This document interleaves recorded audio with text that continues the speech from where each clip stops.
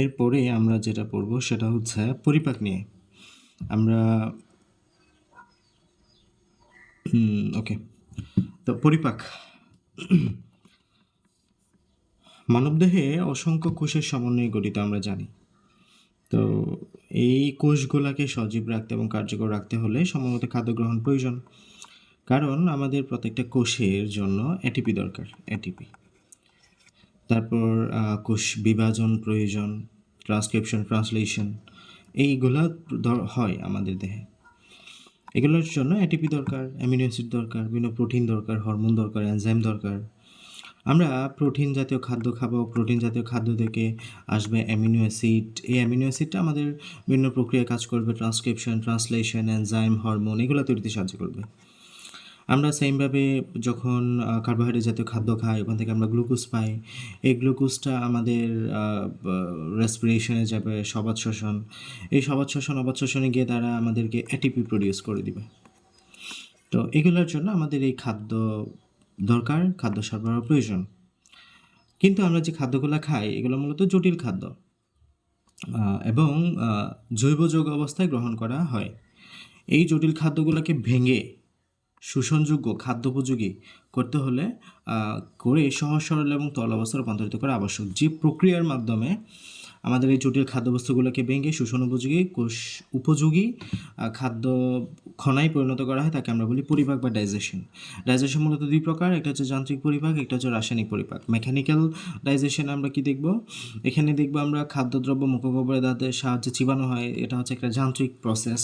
এরপর হচ্ছে পেরিস্টালসিস, আমাদের পাকস্থলীর মধ্যে, অঞ্চলের মধ্যে খাদ্যবস্তুর যে গমন, হ্যাঁ, এই গমনটা পেরিস্টালসিস, এটা আমাদের একটা যান্ত্রিক প্রসেস, যান্ত্রিক প্রক্রিয়া।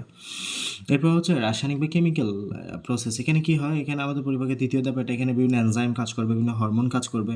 এগুলোর সাহায্যে ভেঙে আমাদের খাদ্য উপাদানগুলো ক্ষুদ্র ক্ষুদ্র কণায় পরিণত হবে এবং আমাদের শোষণ উপযোগী কণায় পরিণত হবে। তো আমরা পৌষ্টিকতন্ত্র বা ডাইজেস্টিভ সিস্টেম যেটাকে বলি, এটাকে আমরা দুই ভাগে ভাগ করতে পারি। যদি আমরা দেখি এটা তন্ত্র কীভাবে গঠিত হয়, আমরা জানি একটা সেল যখন অসংখ্য মিলে একটা কাজ করে তখন তাকে আমরা বলি টিস্যু। এই টিস্যু যখন অসংখ্য মিলে একটা কাজ করে তখন তাকে আমরা বলি অর্গান। এই অর্গান যখন একসাথে অসংখ্য মিলে একটা কাজ করে তখন তাকে আমরা বলি একটা সিস্টেম, তন্ত্র। ঠিক আছে, একটা হচ্ছে কোষ, টিস্যু, অঙ্গ, তন্ত্র। পরিপাকতন্ত্র বা পুষ্টিকতন্ত্র একটা সিস্টেম, যেই সিস্টেমের মাধ্যমে আমাদের খাদ্যবস্তুটা পরিপাক হয়, হ্যাঁ, পরিণত শোষিত হয়, তাকে আমরা পুষ্টিকতন্ত্র বলি। এটাকে আমরা দুই ভাগে ভাগ করতে পারি।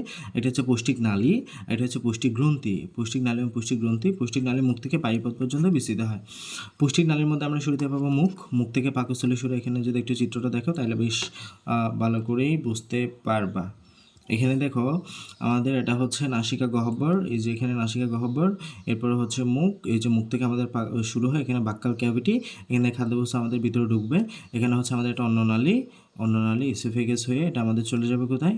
আমাদের একদম যকৃতে, এই যে এটা হচ্ছে স্টমাকের কার্ডিয়াতে চলে যাবে। স্টমাকের কার্ডিয়ার মধ্য দিয়ে এটা আমাদের পাকস্থলীতে ঢুকবে। পাকস্থলীতে এখানে ফান্ডাস, এখানে হচ্ছে এটা আমাদের বডি, এটা হচ্ছে আমাদের গ্রেটার, এখানে হচ্ছে বড় ভাগ, এটা হচ্ছে ছোটো ভাগ, এটা আমাদের চলে যাবে আমাদের এটা আলটিমেট এখানে পাইলুরাস স্পিংটার।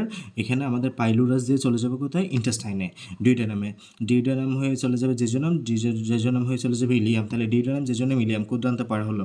এরপর চলে যাবে সিকাম, এই যে এখানে সিকাম, এরপর হচ্ছে কোলন, এই যে সিকাম পার হচ্ছে, এরপর হচ্ছে কোলন, তারপর হচ্ছে মলাশয় এবং অপ্রাচ্য যে অংশগুলো, এগুলো আমাদের দেহ থেকে বেরিয়ে যাবে। এবং এই যাওয়ার পথে যে and product of digestion, glucose, amino acid, glycerol, এগুলো এখানে শোষিত হবে। ডিউটেনাম, জেজুনাম, ইলিয়াম আমরা দেখবো অনেক কিছুই শোষিত হয়ে যাচ্ছে। এটা হচ্ছে আমাদের পৌষ্টিক নালী। এখন এই পৌষ্টিক নালীর মধ্যে খাদ্যবস্তুটা গমন করলো। এখন এই খাদ্যবস্তু হজম করতে গিয়ে বা ডাইজেশন করতে গিয়ে বিভিন্ন এনজাইমের দরকার হয় না? এনজাইমগুলো আসবে কোত্থেকে? এনজাইমগুলো আসবে আমাদের বিভিন্ন গ্রন্থি থেকে। এই যে এখানে দেখাচ্ছে আমাদের ফার্স্ট অফ অল লালা গ্রন্থি। এই লালা গ্রন্থি থেকে বিভিন্ন লালারস আসবে, টায়ালিন মল্টেস আসবে, এখান থেকে টায়ালিন মল্টেস এই জায়গায় কাজ করবে। এরপরে হলো টায়ালিন মল্টেস এখানে কাজ করলো, এরপরে আমাদের এই খাদ্যটা আমাদের যখন এখানে পাকস্থলিতে আসবে, পাকস্থলী থেকে আমরা জানি গ্যাস্ট্রিক গ্রন্থি আছে। এই গ্যাস্ট্রিক গ্রন্থি থেকে আমাদের যে রস, গ্যাস্ট্রিক গ্রন্থির যে গ্যাস্ট্রিক গ্রন্থি থেকে আমাদের রসটা এখানে যে এনজাইমগুলো আছে এগুলো আমাদের এখানে খাদ্যবস্তু আমিষ জাতীয় খাদ্য পরিপাকে সাহায্য করে। কার্বোহাইড্রেটের কোনো পরিপাক হবে না, স্নেহ জাতীয় খাদ্যেরও খুব আহামরি কোনো পরিপাক হবে না। এরপরে আমাদের চলে আসবে এটা ডিউওডেনামে। ডিউওডেনামে আমাদের মোটামুটি ইন্টেস্টাইনে ক্ষুদ্রান্তে সকল খাদ্যের চূড়ান্ত পরিপাক হবে, কারণ এখান থেকে দেখো আমাদের যকৃত থেকে বাইল তৈরি হবে। এই বাইলটা আমাদের পিত্তথলিতে জমা থাকে, পিত্তথলি থেকে পিত্তনালী এসে উন্মুক্ত হয় ডিউওডেনামে। আবার এখানে আমাদের তোমার এই যে পাকস্থলীর নিচে একটা পাতা আকৃতির অঙ্গ দেখতে পাচ্ছ না, এটা হচ্ছে অগ্ন্যাশয় বা প্যানক্রিয়াস। অগ্ন্যাশয় থেকে অগ্ন্যাশয় নালী এসে উন্মুক্ত হবে আমাদের ডিউওডেনামে। এরপরে আমাদের পাকস্থলীতে কিন্তু HCl থাকে, হাইড্রোক্লোরিক অ্যাসিড, যেটা আমাদের ফরেন যে জীবাণু এগুলোকে ধ্বংস করে থাকে। তো এই যে এখানে আম্লিক একটা পরিবেশ, আম্লিক পরিবেশে খাদ্যবস্তু খুব একটা পরিপাক হইতে পারে না। এই পিত্তরস যেটা আমাদের ক্ষারীয়, এই পিত্তরসের কারণে ডিউওডেনামে একটা ক্ষারীয় পরিবেশ সৃষ্টি হয়, যার ফলে আমাদের খাদ্য পরিপাকের জন্য অনেক সহায়ক একটা পরিবেশ তৈরি হয়। এবং এখানে বিভিন্ন আন্তরিক আমাদের এখানে অগ্ন্যাশয় রস কাজ করে, তারপর অন্ত্রে আমাদের আন্তরিক রস কাজ করে। সামগ্রিকভাবে আমাদের এখানে সকল খাদ্যের কার্বোহাইড্রেট, প্রোটিন, স্নেহজাতীয় খাদ্যের চূড়ান্ত পরিপাক হবে ইন্টেস্টাইনে। এরপরে আমাদের ডিউওডেনাম, জেজুনাম, ইলিয়াম, এখানে আমাদের আস্তে আস্তে শোষণও শুরু হয়।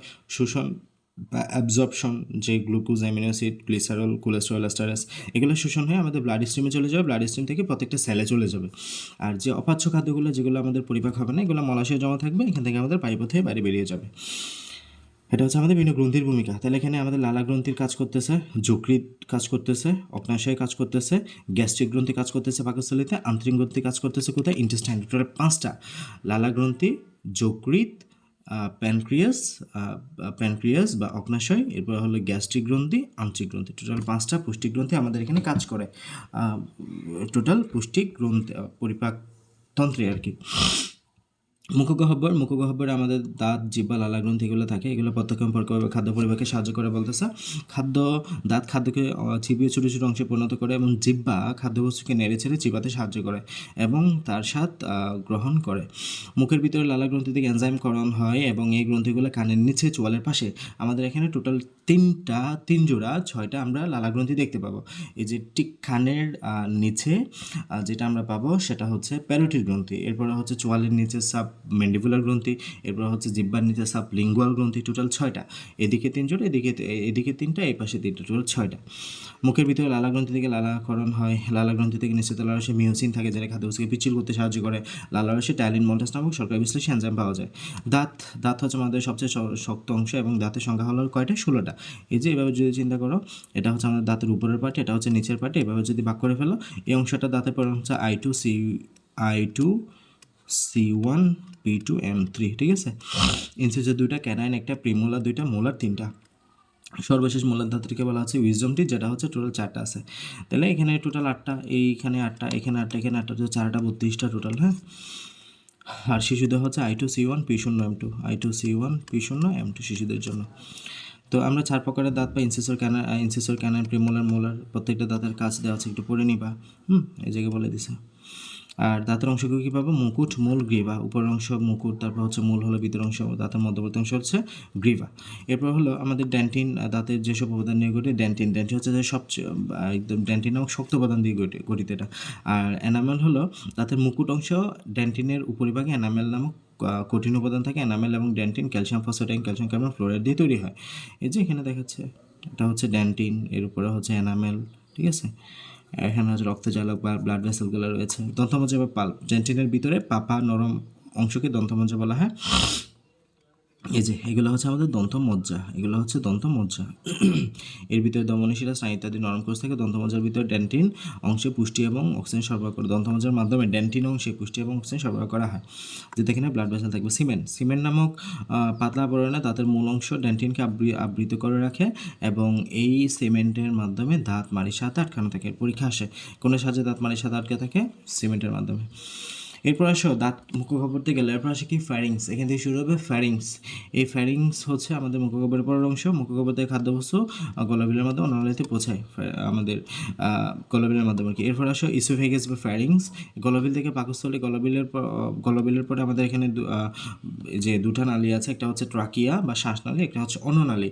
তো এই যে আমাদের খাদ্যবস্তু চলে আসবে অন্ননালীতে, অন্ননালী গলাবিল থেকে পাকস্থলী পর্যন্ত বিস্তৃত। এটা এই খাদ্যবস্তু এটার মধ্যে দিয়ে পাকস্থলীতে পৌঁছায়।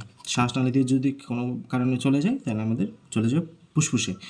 হ্যাঁ, এখানে আমাদের যায় না এভাবে, আমাদের এখানে না যাওয়ার জন্য আলাদা একটা ইয়ে থাকে, আমরা পড়বো এখানে ওয়েট।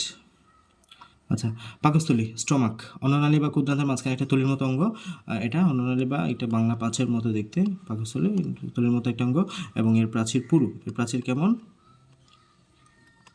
এর প্রাচীর হলো পুরু এবং পেশিবহুল। পাকস্থলীর প্রাচীর অসংখ্য গ্যাস্ট্রিক গ্রন্থি থাকে। গ্যাস্ট্রিক, পাকস্থলী মানে গ্যাস্ট্রিক, গ্যাস্ট্রিতে গ্যাস্ট্রিক গ্রন্থি থাকবে।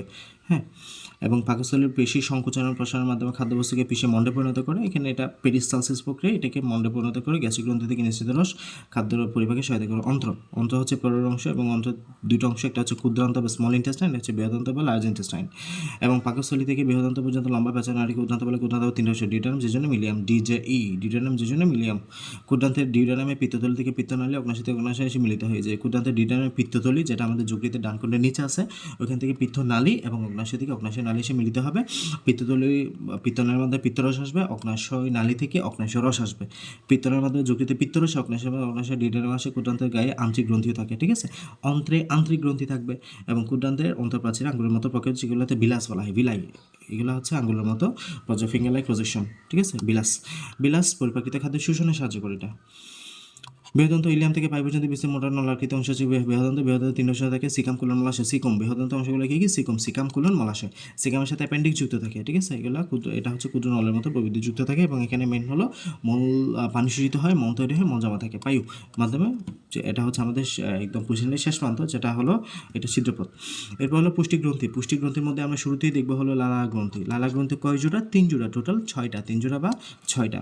এটা হচ্ছে দুই কানের নিচে, এই যে দুই কানের নিচে এক জোড়া প্যারোটিড গ্রন্থি, এবং মানে একটু এটা নিচে সামনে। এরপর হলো চোয়ালের নিচে সাবমেক্সিলারি গ্রন্থি।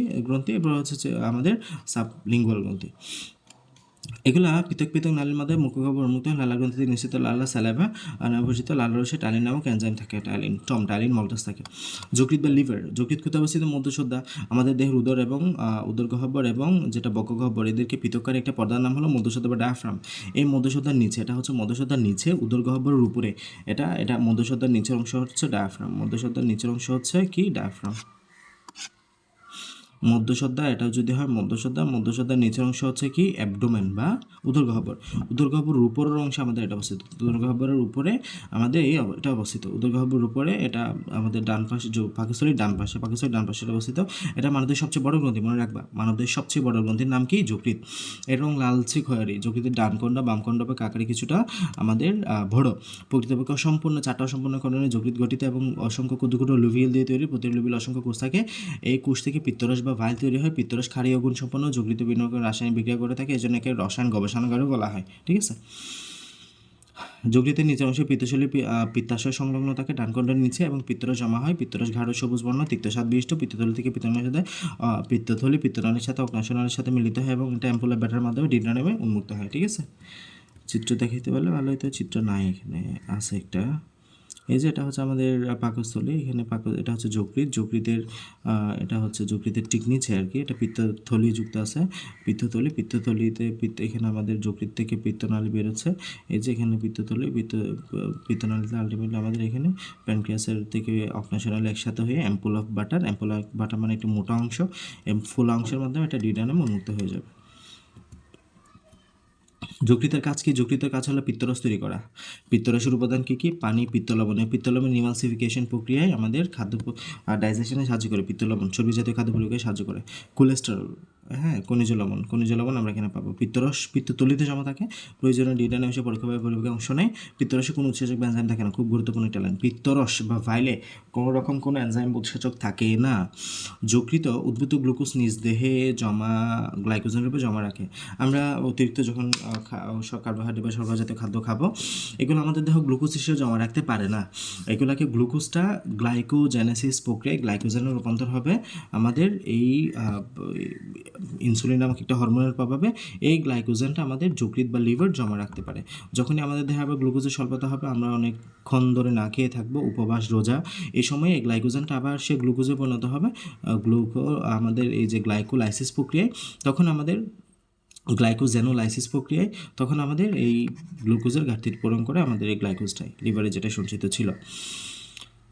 পিত্তরস খাদ্যের আমলি বা প্রশমিত করে, কারণ আমরা জানি পিত্তরস ক্ষারীয় পরিবেশ সৃষ্টি হলে এবং এই পরিবেশে খাদ্য পরিপাকের অনুকূল। কেননা আম্লিক পরিবেশে খাদ্য পরিপাক হয় না, পিত্তরস চর্বি জাতীয় খাদ্যকে কুটুকুটু দানা পরিণত করে লাইফের সহযোগে পরিবেশ সহায়তা করে, এবং এটাকে বলা হচ্ছে ইমালসিফিকেশন, যেটা পিত্ত লবণের কাজ মিললি।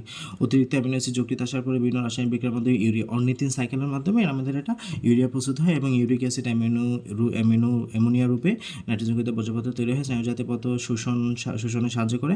রক্ত কখনো গ্লুকোজের মাত্রা কমে গেলে যকৃতের সঞ্চিত গ্লাইকোজেনের কিছুটা অংশ গ্লুকোজে পরিণত হয়, রক্তের সাথে মিশে যায়। ওই যেটা বললাম, যদি আমাদের গ্লুকোজের অভাব হয়, ওই সঞ্চিত গ্লাইকোজেনটা আবার গ্লুকোজে পরিণত হয়ে রক্তে গ্লুকোজের মাত্রা স্বাভাবিক রাখে। এভাবে রক্ত গ্লুকোজের মাত্রা নিয়ন্ত্রণ করে থাকে আর কি। অগ্নাশয়ের কাজকে অগ্নাশয় পাকস্থলীর পিছনে আড়াআড়িভাবে অবস্থিত মিশ্র গ্রন্থি। এটা খুব গুরুত্বপূর্ণ একটা গ্রন্থি, এটা হচ্ছে মিশ্র গ্রন্থি। মিশ্র গ্রন্থি কেন? কারণ এখান থেকে আমরা একসাথে এনজাইমও পাবো, একসাথে এখান থেকে হরমোনও পাবো। ঠিক আছে, এনজাইম হলো আমরা সচরাচর বহিঃকরা গ্রন্থি থেকে পাই, আর হরমোন পাবো অন্তঃকরা গ্রন্থি থেকে। তো বহিঃকরা গ্রন্থি থেকে আমাদের ডাক্ট বা নালী থাকবে, যেখান থেকে আমরা হরমোন পাবো। অন্তঃকরা গ্রন্থি থেকে কোনো ডাক্ট বা নালী থাকবে না। তাহলে এখানে আমাদের হরমোনটা কিসের মাধ্যমে মিশ্রিত পাস হবে? ব্লাডের মাধ্যমে এটা আমাদের ছড়িয়ে যাবে। হ্যাঁ, এখানে অগ্নাশয় থেকে আমরা এনজাইম তোমার কার্বোহাইড্রেটের জন্য অনেকগুলো এনজাইম পেয়ে থাকি।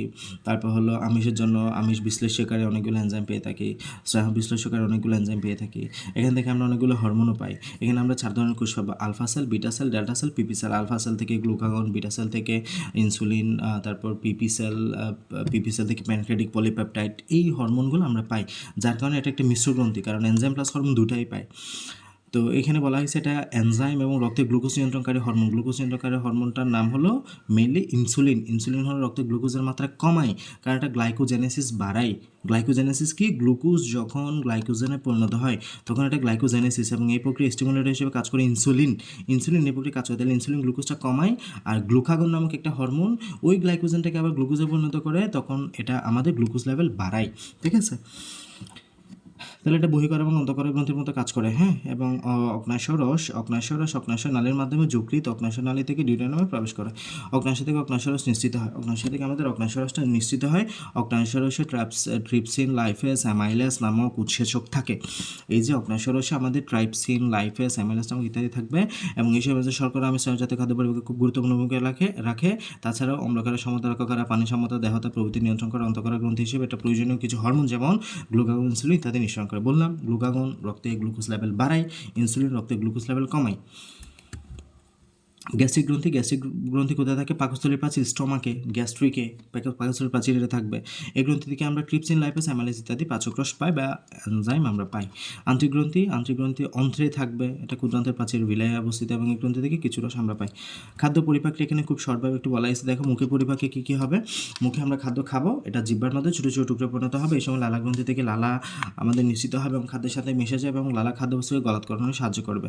লালায় আমাদের স্যালাইভারি অ্যামাইলেজ নামক এনজাইম থাকবে। ঠিক আছে, টাইলিনের অপর নাম হচ্ছে স্যালাইভারি অ্যামাইলেজ, খুব ভালোভাবে মাথায় রাখবা। এটা আসে উৎসেচক বা এনজাইম থাকে এখানে। এটা শ্বেতসারকে মল্টুজে পরিণত করে। এই যে এটা শ্বেতসারকে মল্টুজে পরিণত করে মল্টেস নামক এনজাইমের সাহায্যে। এবং মুখগহ্বরে আমিষ এবং স্নেহজাতীয় খাদ্যের কোনো পরিবর্তন হয় না। মনে রাখতে হবে, আমিষ বা স্নেহজাতীয় খাদ্যের কোনো রকমের কোনো ডাইজেশন আমাদের মুখগহ্বরে হয় না। মুখগহ্বর থেকে খাদ্যদ্রব্য পেরিস্টালসিস প্রক্রিয়ার মাধ্যমে নলার মাধ্যমে পাকস্থলী থেকে প্রবেশ করে এবং পৌষ্টিক নালীতন্ত্রের পর্যায়ক্রমিক সংকোচন প্রসারের মাধ্যমে পেরিস্টালসিস প্রক্রিয়ায় সংকোচন প্রসারের মাধ্যমে খাদ্যদ্রব্য সামুদ্রিক অগ্রসর সমন্বিত খাদ্য কোনো পরিপাক ঘটে না।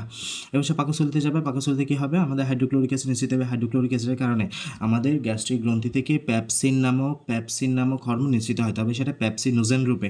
কোনো শব্দের শেষে নোজেন পাবা, কোনো শব্দের শেষে যখন নোজেন পাবা সেটা হচ্ছে ইনঅ্যাক্টিভ বোঝায়, নিষ্ক্রিয় বোঝায়। ট্রিপসিনোজেন যেটা একটা নিষ্ক্রিয় এনজাইম, সেমভাবে পেপসিনোজেন যেটা একটা নিষ্ক্রিয় এনজাইম।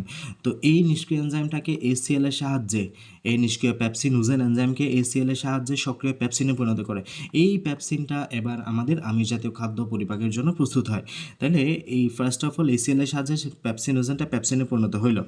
এরপরে এই আমিষটা এই পেপসিনের কারণে ভেঙে পলিপেপটাইডে পরিণত হবে। পলিপেপটাইডটা পরে পেপটাইডে পরিণত হবে, পেপটাইডটা পরে অ্যামিনো অ্যাসিডে পরিণত হবে। এটা হচ্ছে আমাদের কাজ। তাহলে আমিষ জাতীয় খাদ্যের এখানে কিছু পরিপাক হয়। শর্করা এবং স্নেহ জাতীয় খাদ্য পাকস্থলীতে কোনো পরিপাক হয় না। তোমাকে যদি বলা হয় তুমি ভাত খেয়েছো, পাকস্থলীতে গেল, পাকস্থলীতে কী পরিপাক হলো ওই ভাতের? নো, কোনো রকমের কোনো ডাইজেশন পাকস্থলীতে হয় না। ঠিক আছে, শুধুমাত্র আমাদের আমিষ জাতীয় খাদ্যে কিছু পরিপাক হয়। কারণ শর্করা এবং স্নেহ জাতীয় খাদ্য পরিপাক হয় না কেন?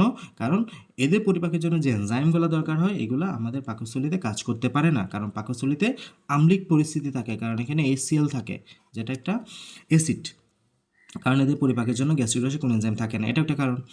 পাকস্থলীতে খাদ্যদ্রব্য পৌঁছা মাত্রই উপযুক্ত রসগুলো নিঃসৃত হয়। এই যে এখানে আমাদের আমিষ HCl ইত্যাদি গঠিত এবং মিশ্র মণ্ডে পরিণত হয়, একে পাকমণ্ড বা কাইম বলা হয়। তাহলে কাইম কোথায় পৌঁছাতে হয়? পাকস্থলীতে। এরপর আসে ক্ষুদ্রান্ত একদম চূড়ান্ত পরিপাক হবে। পাকস্থলী থেকে খাদ্যমণ্ডল চলে যাবে ক্ষুদ্রান্ত ডিডানামে। একসময় অগ্নাশয় থেকে একটি ক্ষারীয় পাচকরস ডিডানামে আসে এবং এই পাচকরস খাদ্যমণ্ডলের অম্লভাব প্রশমিত করে। পাচকরস এনজাইম দিয়ে শর্করা এবং আমিষ পরিপাকের কাজ চলতে থাকে এবং স্নেহ পদার্থের পরিপাক শুরু হয় যকৃত পিত্তরস থেকে। তাহলে ডিডানামে আমাদের একাধিক রস আসবে। পিত্তথলি থেকে পিত্তরস আসবে, যকৃত এটা তৈরি করবে পিত্তরসটা, এই যে পিত্তরস নিশ্চিত করবে, এটা অম্লীয় অবস্থায় খাদ্যকে ক্ষারীয় করে। তাহলে আমাদের এই পাকস্থলী থেকে পাকস্থলী থেকে যখন খাদ্য ক্ষুদ্রান্তে যাবে তখন পিত্তরস যেটা আমাদের যকৃতে তৈরি হলো এটা পিত্তথলিতে জমা থাকে। ওই পিত্ত রসটা আমাদের পিত্তনালীপথে চলে যাবে কোথায়? আমাদের ডিউডেনামে। একই সাথে অগ্নাশয় থেকে অগ্নাশয় রসটাও আসবে কোথায়? ডিউডেনামে। দুইটা নালী একসাথে হয়ে অভিন্ন পিত্তনালী যেটাকে আমরা বলি, অভিন্ন পিত্তনালীর মাধ্যমে আমাদের অ্যাম্পুল অফ ব্যাটার এটার মাধ্যমে চলে যাবে ডিউডেনামে এসে তারা পরিপাকে সাহায্য করবে। এবার তাহলে এই যে পিত্তলবণ স্নেহজাতীয় খাদ্য পদার্থগুলোকে পানির সাথে মিশতে সাহায্য করে পিত্তলবণ ইমালসিফিকেশন প্রক্রিয়া যেটাকে আমরা বলি। পিত্তলবণ পিত্তরসের অন্যতম একটা উপাদান। হ্যাঁ, সোডিয়াম গ্লাইকোকুলেট, পটাশিয়াম গ্লাইকোকুলেট, সোডিয়াম টরকুলেট, পটাশিয়াম টরকুলেট ইত্যাদি পিত্তলবণ আমরা পাই এখানে। লাইপেজ নামক এনজাইমের কাজ যথাযথ সম্পাদনের জন্য পিত্তলবণের ভূমিকা গুরুত্বপূর্ণ এবং এই লবণের সংস্পর্শে স্নেহপদার্থ ক্ষুদ্র ক্ষুদ্র ফেনার মতো দানায় পরিণত হয় এবং স্নেহ বিশ্লেষক লাইপেজ এই দানাগুলোকে ভেঙে ফ্যাটি অ্যাসিড এবং গ্লিসারে পরিণত করে। এই যেখানে দেখাচ্ছে এই লাইনগুলো মনে রাখতে পারলে যথেষ্ট। স্নেহ পদার্থ লাইপেজের সাহায্যে ভেঙে ফ্যাটি অ্যাসিড এবং গ্লিসারে পরিণত হলো। আবার অগ্নাশয়রসে অ্যামাইলেজ এবং লাইপেজ ট্রিপসিন এনজাইম থাকে। অগ্নাশয়রস আসলো না অগ্নাশয় থেকে, প্যানক্রিয়াস থেকে, এগুলো কিছু পরিণত হবে অ্যামাইলেজ লাইপেজ ট্রিপসিন নামক এনজাইম মাধ্যমে এগুলো ভেঙে এনজাইম থাকে। এই যে আন্তরিক রসে আন্তরিক অ্যামাইলেজ, লাইফেজ, মল্টেস, ল্যাকটেজ, সুক্রেজ ইত্যাদি এনজাইম থাকে। আংশিক পরিপাকৃত আমিষ, এই যে আমিষ ক্ষুদ্রান্তে ট্রিপসিনের সাহায্যে ভেঙে অ্যামিনো অ্যাসিড এবং সল পেপটাইডে পরিণত হয়। এই যে পলিপেপটাইড ট্রিপসিনের সাহায্যে ভাঙবে, এই যে পলিপেপটাইডটা আমাদের ট্রিপসিনের সাহায্যে ভাঙবে, ভেঙে অ্যামিনো অ্যাসিড এবং সল পেপটাইডে পরিণত হবে। ঠিক আছে, পলিপেপটাইড মানে অসংখ্য পেপটাইডের সমষ্টি। আর অ্যামাইলেজ শ্বেতসারকে সরল হিসেবে পরিণত করবে, এই যে শ্বেতসার অ্যামাইলেজ গ্লুকোজে পরিণত করবে। তাহলে এবার আসলে পরিপাকৃত খাদ্যের শোষণটা হইতে হবে। ডাইজেশনটা অলমোস্ট কমপ্লিট হয়ে গেল, এরপরে এটা শোষণ হইতে হবে, অ্যাবজর্পশন হইতে হবে। ক্ষুদ্রান্তে সব ধরনের খাদ্য সম্পূর্ণভাবে বিভিন্ন এনজাইমের ক্রিয়া পরিপাক হয়ে সরল শোষণযোগ্য খাদ্য পদার্থে পরিণত হয় এবং ক্ষুদ্রান্তে অন্তঃপ্রাচীর রক্তজালে সমৃদ্ধ আঙ্গুলের মতো প্রবর্ধক থাকে বিভিন্ন ভিলাই। হ্যাঁ, এই ভিলাই আমাদের এটা যেটা আমাদের তল শোষণ তল, এটাকে অনেক গুণে বাড়িয়ে দেয়, প্রায় 10 স্কোয়ার মিটার, 10 বর্গ মিটার। ভাবা যায় আমাদের ছোট্ট একটা প্যাট, এই প্যাটের মধ্যে 10 বর্গ মিটার পরিমাণ জায়গা আছে খাদ্য শোষণের জন্য, যে and product of digestion, glucose, amino acid, glycerol, এগুলো শোষণের জন্য আমাদের এতটুকু জায়গা, এগুলা হয়েছে বিলাইয়ের জন্য। এই বিলাইটা আমাদের স্পেসটাকে অনেক বেশি বাড়াই দিছে, একে ভিলাই বলে এবং এর এক বছরে ভিলাস বলা হয়। একটা বললে ভিলাস, প্রতিটি ভিলাসের মাঝখানে ল্যাকটিয়াল নামক লসিকা জালি রক্তের কোষিক নালীতে পরিবেশিত থাকে এবং ভিলাই বাজে বাজে ইলিয়ামের প্রাচীরঘাত আয়তন বৃদ্ধি পায় এবং ব্যবহার এবং পরিপাক কার্য চালাতে পারে। তো বৃহদন্তে কী কী পরিপাক হয় এটা একটু দেখো। বৃহদন্তে পরিপাক কুলনে পাকমণ্ডলের কোনো রাসায়নিক বিক্রিয়া ঘটে না। কুলনে কোনো কঠিন নয় এটা, তবে খাদ্যের অসার অংশের সাথে সাথে যে পানি থাকে তা শোষিত হয়, মানে ওয়াটার রিঅ্যাবজর্পশনে সাহায্য করে আমাদের এই জায়গাটাতে। তাছাড়া থাকে কিছু আমিষ, লিপিড, লবণ এবং উদ্বুদ্ধ এনজাইম। এসব বস্তু বৃহদন্ত লবণ এবং লবণ ও পানি রক্ত শোষণ করে রক্তে স্থানান্তরিত করে, ফলে উচ্ছিষ্ট খাদ্য ঘনীভূত হয়ে মলে পরিণত হয় এক্ষেত্রে, ঠিক আছে। এবং মানে পানি শোষণ করে ফেলে, পানি শোষণ করলে এটা মলে পরিণত হবে। এই মল মলাশয়ে জমা থাকে, আমরা সিকাম কোলন মলাশয় কোডান্তে লাস্ট পার্ট, তো এখানে জমা থাকবে, প্রয়োজনে পাইপে দিয়ে বেরিয়েছে, যখন ডেফিকেশন রিফ্লেক্স আসবে তখন এটা বেরিয়ে যাবে। এখন আমাদের খাদ্যটা শোষণ হয়ে গেল, এখন এই খাদ্যটা শোষণের পরে কাজ কি, এটা সেলে চলে যাবে, সেলে অ্যাসিমিলেশন হইতে হবে। এখন আত্তীকরণ মানে এই খাদ্যটা কী পরিণত হবে, এই যে শোষিত খাদ্য বস্তুর প্রোটোপ্লাজম রূপান্তরিত করার পদ্ধতিকে আত্তীকরণ বলা হয়। মানে এটা আমাদের খাদ্যবস্তুটা শোষিত হলো, এই শোষিত খাদ্যবস্তুর এর পরের ধাপ কি, এই পরের ধাপ হচ্ছে অ্যাসিমিলেশন। তো এটা গঠনমূলক উপস্থিতি প্রক্রিয়া, কোষের প্রোটোপ্লাজম নিশ্চিত এনজাইমের সহযোগিতা এটা সরল জৈবিক খাদ্যে পরিণত হয়। Amino acid, glucose, fatty acid, glycerol রক্তের সাহায্যে এটা সাদে ছড়িয়ে পড়ে, এইসব প্রোটোপ্লাজম নিশ্চিত এনজাইমের প্রভাবে এটা আমিষ শর্করায় পরিণত হয়। এভাবে প্রোটোপ্লাজম ক্ষয়পূরণ গঠনে সাহায্য করে। আন্তরিক সমস্যা কী, এখানে আমাদের কিছু সমস্যা দেওয়া আছে, বদহজম বা ডিসপ্যাপসিয়া, এগুলো জাস্ট রিডিং দিবা, এগুলো খুব আহামরি অত গুরুত্বপূর্ণ না, না বোঝার কিছু নাই। আমার সবাই ডিসেন্ট্রিয়ের আমাদের একটা এখানে প্রোটোজোয়ার নাম দেওয়া আছে অ্যান্টামোইভা হিস্টোলাইটিকা নামক এক ধরনের প্রোটোজোয়া, যেটা সিগেলা নামক এক ধরনের ব্যাকটেরিয়া ইত্যাদি আক্রমণে আমাদের আমাশয় হয়ে থাকে। হ্যাঁ, এটা একটু পড়ে নিবা। এরপরে হচ্ছে কোষ্ঠকাঠিন্য কনস্টিপেশন মানে কি, তারপর হচ্ছে পেপটিক আলসার। পেপটিক আলসার মানে হলো আমাদের যে পাকস্থলী মানে পাকস্থলীতে প্রদাহ সৃষ্টি হওয়া। এখানে অনেকগুলো স্তর আছে, হ্যাঁ, এপিথেলিয়াম বা টিস্যুর ক্ষতকে বোঝায় এখানে, স্যারোসা, মিউকোসা, সাবমিউকোসা, এখানে যে স্তরগুলোতে যখন প্রদাহ বা ঘা সৃষ্টি হয় তখন তাকে আমরা বলি পেপটিক আলসার বা গ্যাস্ট্রিক আলসার। এখানে পেপটিক আলসারের জন্য দায়ী অনেক কিছুর কথা বলা হয়েছে, অনেক এই যে পাইলোরি, হেলিকোব্যাক্টার পাইলোরি, এইচ মানে হলো হেলিকোব্যাক্টার পাইলোরি, এই পেপটিক আলসারের জন্য দায়ী। তার আছে NSAID, non steroidal anti inflammatory drug, বিভিন্ন ওষুধ এই পেপটিক আলসারের জন্য দায়ী হইতে পারে। অ্যাপেন্ডিসাইটিস যখন অ্যাপেন্ডিক্সে যখন কোনো সংক্রমণ হয় সিকামের সাথে যেটা যুক্ত আছে, অ্যাপেন্ডিক্সকে কেটে ফেলে বাদ দিতে হয়, তখন তাকে আমরা মানে অ্যাপেন্ডিক্স যখন সংক্রমণ হয় তখন তাকে অ্যাপেন্ডিসাইটিস বলা হয়। সাইটিস মানে হলো সংক্রমণ, প্রদাহ বোঝায়, আর যখন এটা কেটে ফেলা হয় অ্যাপেন্ডিকটমি বলা হয়। এরপর হলো কৃমিজনিত বিভিন্ন রোগ, ডায়রিয়া, এগুলো জাস্ট রিডিং দিবা আর কি, শেষ। মোটামুটি এতটুকুই আমাদের এটা, মোটামুটি বেশ তথ্যবহুল একটা অধ্যায়। তোমাদের কাছে রিকোয়েস্ট একটু ভালো মতো করে পড়বা, রিডিংগুলো মোটামুটি একটু ভালোভাবে পড়লে হয়ে যাবে, এর বাইরে আর কিছু লাগে না। আর সিকিউর জন্য মূলত আমাদের ওই যে বিএমআরটা পড়বা ভালো মতো, বিএমআইটা ভালো মতো পড়বো। বিএমআই ইজ মোর ইম্পর্টেন্ট দেন বিএমআরটা কম আসে বিএমআইয়ের চাইতে। এরপরে হলো যে মাইক্রোনিউট্রিয়েন্টগুলার ডেফিসিয়েন্সি সিমটম, অভাবজনিত লক্ষণগুলো একটু দেখতে পারো। আর হলো গ্রন্থি, পুষ্টি গ্রন্থির নামগুলা এবং কাজ, এগুলো গুরুত্বপূর্ণ। কার্বোহাইড্রেটের ডাইজেশন প্রসেস, কীভাবে কোথায় ডাইজেশনটা হয়, আমিষের বা প্রোটিনের ডাইজেশন প্রসেস, শর্করা বা স্নেহের ডাইজেশন প্রসেসটা খুব গুরুত্বপূর্ণ। এতটুকু এগুলো পড়লে আশা করি হয়ে যাওয়ার কথা। লাস্টে থেকে কয়েকটা রোগের নাম ইনভেরিয়েবলি আমাদের পরীক্ষায় দিয়ে থাকে, ঠিক আছে, হয়ে যাবে এতটুকু পড়লে। ঠিক আছে তাহলে, আসসালামু আলাইকুম সকলকে।